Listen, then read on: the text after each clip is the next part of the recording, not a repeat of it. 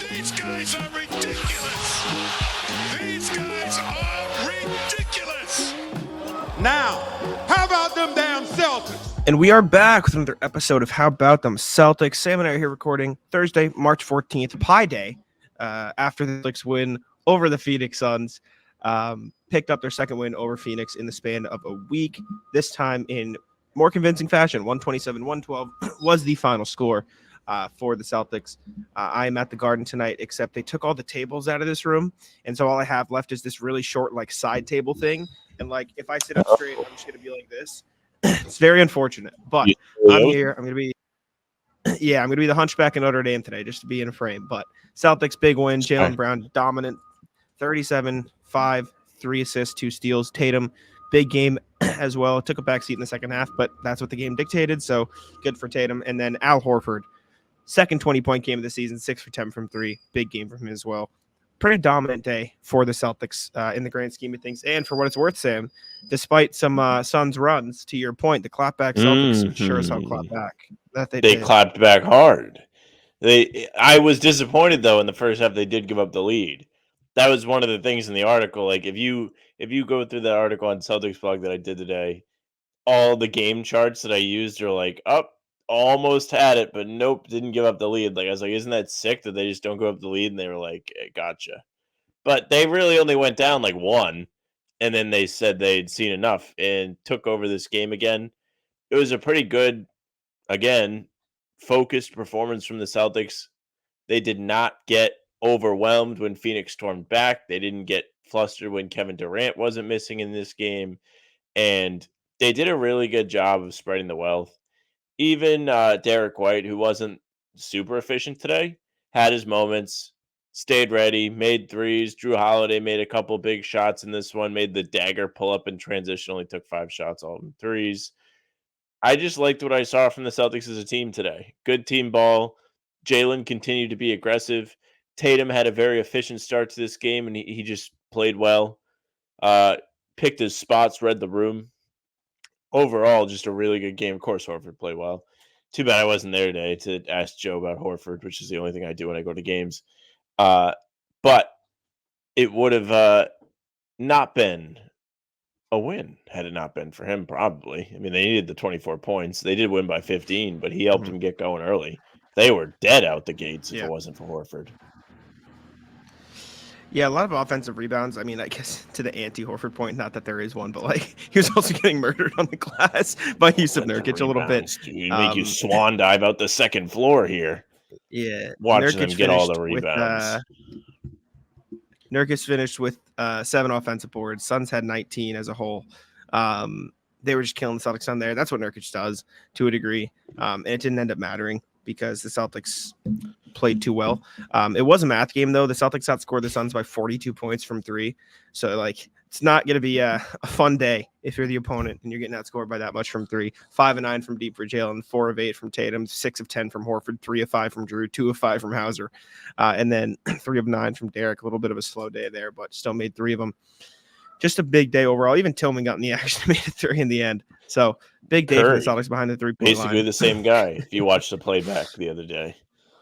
Jalen's aggressiveness just continues. He's averaging like 30 points since the All-Star break. There were a couple times today where it was like the whoa, whoa, whoa, whoa video, and you started to lose the ball, and you're like, we're riding on that line of too aggressive. Ones. But and like there was early in the game, it was like, yes, Bradley Beal's on you, but like you didn't get by him the first 3 times, maybe kick it out. But as a whole, like he is playing on another level lately. He has been the best player on the Celtics, and credit to Jason for like not giving a shit because Tatum was hot in this game too. He could have just as easily said, nah, it's Jason time. But he was like, all right, Jaylen Brown's hot. Give him the ball. Who fucking cares? This Celtics team doesn't care. They don't care who scores. They don't care, who gets the most touches on the team. They want to win games. And that's been evidently clear for the entire season. And Jaylen Brown's been the guy since the break. 37 points, 5 rebounds, 3 assists, 2 steals tonight.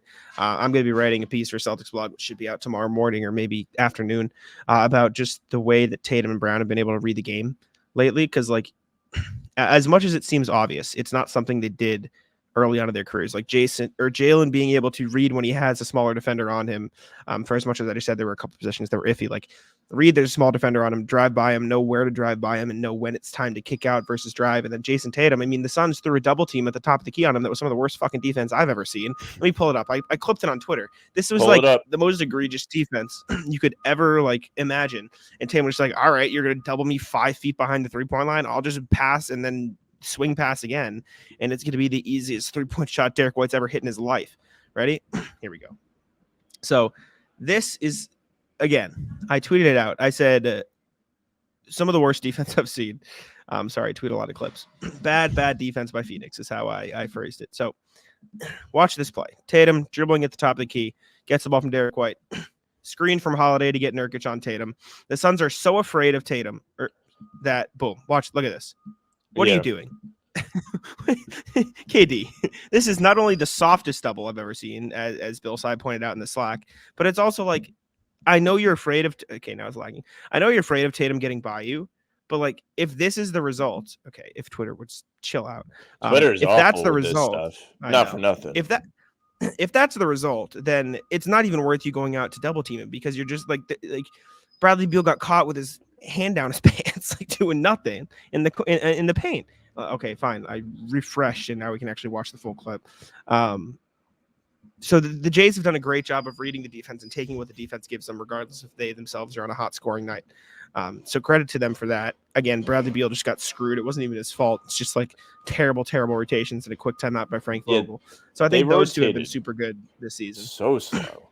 Because this is what Denver really did to them last week, and it actually worked. This is the same spot. They were out by the hash mark, double teaming Tatum, but they were actually coordinated as a team, so it worked. And the passes didn't get to where they needed to go fast enough for it to hurt them. Phoenix clearly just doesn't have that kind of personnel. You all right over there? You sound angry. You're angry at the Suns for disrespecting Tatum. Yeah. No, this is up about this clip. It's just how can you be this bad on defense? This isn't even this isn't even a you have bad defenders team. This is a bad game plan. This is, I don't know if it's Frank Vogel's fault. I don't know if the Suns riffed this, but at this point, I sound like the angry coaching guy on YouTube, and I hope he does a thing on this. At this point, right? If you're gonna double Tatum, which first of all, I know Tatum was hot. Doubling Tatum, what is 5 feet behind the 3-point line, is insane, right? Especially when you're on the strong side. There's 2 defenders right here in the paint, ready to guard the drive. All you have to do if you're Kevin Durant is stunt and then get back, right? Just fake it and get back. Don't commit. At this point, you're done. At this point, you're cooked because Booker's not at Holiday yet. Beal's not even fucking looking at the corner. And Grayson Allen and Yusuf Nurkic are just ho hum, we're going to stand here and hang out. Look at Nurkic. He is turning around. This is a live basketball play. There are 5 players on the court for the Celtics who can hit threes and do everything on offense. Yusuf Nurkic is jogging back to the paint saying, yep, time to rotate, guys. Here we go. He's like Mario. Here we go. And he's just yeah, don't worry. Let me head back here real quick. And he doesn't even rotate to the right place. He goes to the paint. What are we doing? So as soon as I saw this play, I'm like, okay, yeah, the Suns are dead. This one's cooked. But the whole point in general is what I'm saying. Credit to Jaylen Brown for reading the defense. When they had when the Suns put smaller guys on him and just being aggressive, going to the paint and making the right plays when he needed to. And credit to Tatum for taking a backseat and knowing that if they're going to put that much pressure on him, he can just make the quick 1-2 pass. So I think those two have made a ton of progress this year in that regard. Are we sure Bradley Beal's any good? It kind of stinks. My thing with Beal is, and I was going to text you this, but it's a lot to put in a text, and I figured we would just talk about it here. That's okay. Yeah. Bradley Beal feels like the type of player who would be good in a very niche scenario, right? I think Beal is a good scorer, right? If he was on Miami, I think he'd be good. But you put him in a place where he is the 3rd best at pretty much the only thing he's good at. Probably not going to look great. Just watched him in this game. It's he actually finished shooting over 50%, so it was a pretty decent efficiency night from him, but your eye test would have told you he was 3 of 10. It just felt like he missed everything that he threw up, missed a lot of layups inside, wasn't very good for a lot of this game. He's proven to be a tough play on defense for Phoenix, where Jaylen just says, that's a free post up. Devin Booker, are we sure he's any good? He was another one. What was he? 9 of 20. I guess it wasn't that bad, but if he was another one, it just felt like he was off today. I guess he didn't make maybe he missed a bunch of threes, but I didn't feel either one of those guys in this game. And the whole thing Well, about Phoenix this summer was, oh, they have a big three now, like Durant, Booker, Beal. They're going to be able to light teams up scoring. Durant came out the gates red hot, then fell off a cliff too. So, like, is Durant even good?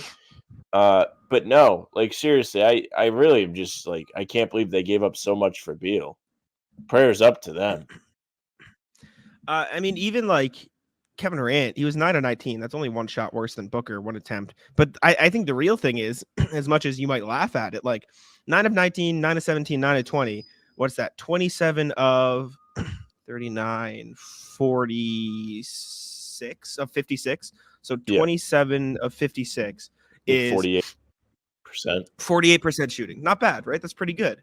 Yeah. Tatum and Brown, 14 of 23, 10 of 18. That's better. But the thing is, those guys made 9 threes combined, Tatum and Brown. The other guys made 5 threes for 3 of them. Like, at the end of the day, it is a math game. Like, they have 3 great scorers on their team, yes, but they just live in the mid-range. You're not going to win games like that. Like if that's your whole offense, you need to be the best mid-range shooter, making all of your mid-range shots every single time to make it even a competition.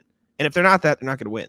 And hasn't gone like that's just not how you're going to win basketball games, especially against the teams that have perfected offense leading to threes, like to the level of the Celtics have. Like the Celtics take the most threes in the league and they're like third in percentage. Like you're not going to beat that when you're taking all middies. Yeah, I'm pretty sure like that's the whole thing about the NBA now is you have like one guy that shoots mid ranges, the rest of them don't.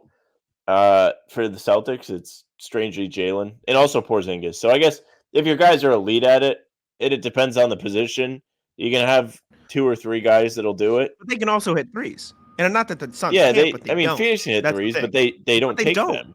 Beal, exactly. 2 of 4. Durant, 1 of 3. Booker, 1 of 6. Like, I mean, we were talking to Steven yesterday about math. Somebody give Vogel a calculator. And to Steven's point, when he was talking to us about, like, you know, which fan base would you rather be, thinking your team doesn't shoot enough threes like Phoenix, or, you know, the Celtics fans that are like, oh my gosh, are these guys ever going to go inside the arc? You're probably better off being the Celtics because it's easier to go to the rim than make yourself start shooting threes. Like, if that's not in your play style, it's hard to add in. You just don't think about it. You're like, okay, well, this middy's a good shot. I'm good at this shot. Why would I take a 3 if I can get this shot every time? And if you're Kevin Durant, it's the easiest thing on the planet to be like, hell yeah, I'm just going to take mid-ranges over everybody. And that's fine because he's, top 5 in the league in mid-range percentage, something crazy like that.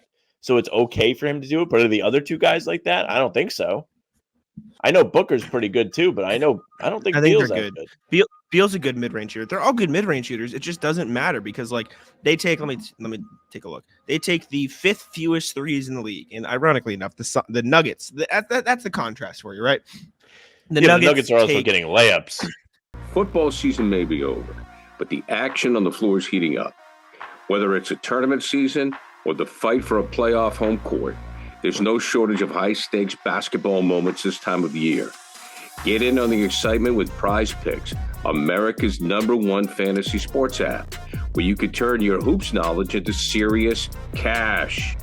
Testing my skills on Prize Picks this season is the most exciting way to play daily fantasy sports. If you have the skills, you can turn $10 into $1,000 with just a few taps.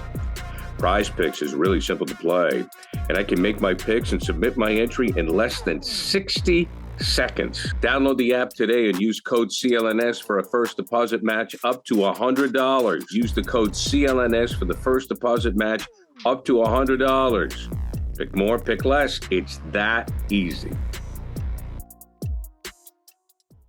Exactly. The Nuggets take the 3rd fewest threes in the league, but they have an offense run by Jokic who can get any bucket he wants in the paint and find Aaron Gordon on the weak side. Like, this Suns team doesn't have that. They're just taking all middies. Like, that's the difference between a low 3-point shooting team that works versus a low 3-point shooting team that doesn't.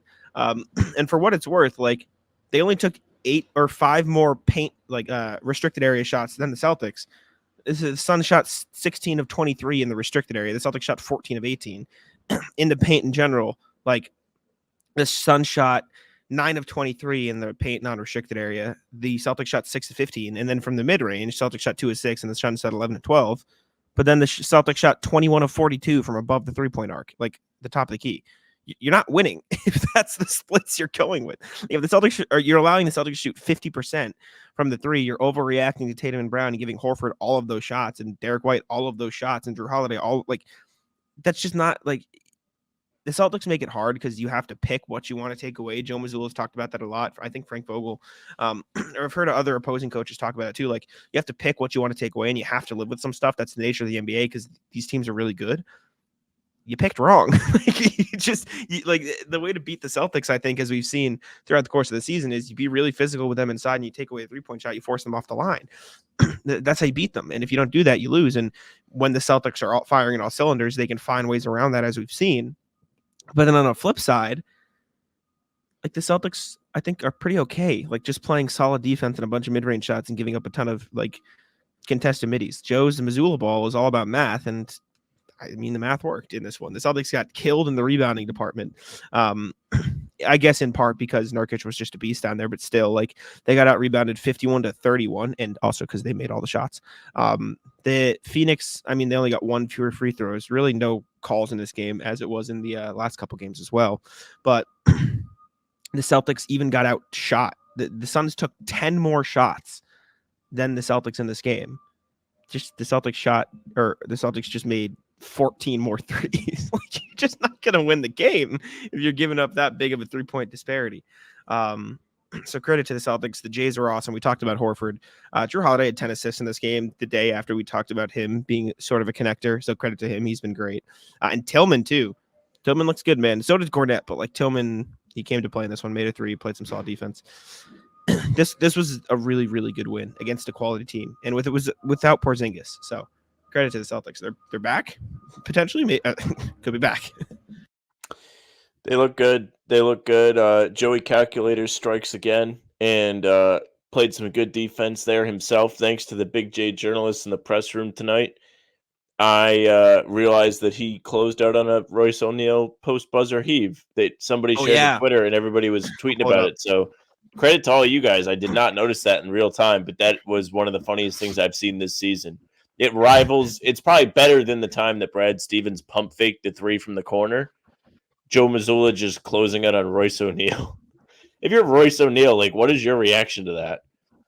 If he would never have press availability tonight, Royce, but if he did, you got to be like, listen, has a coach ever done that to you before?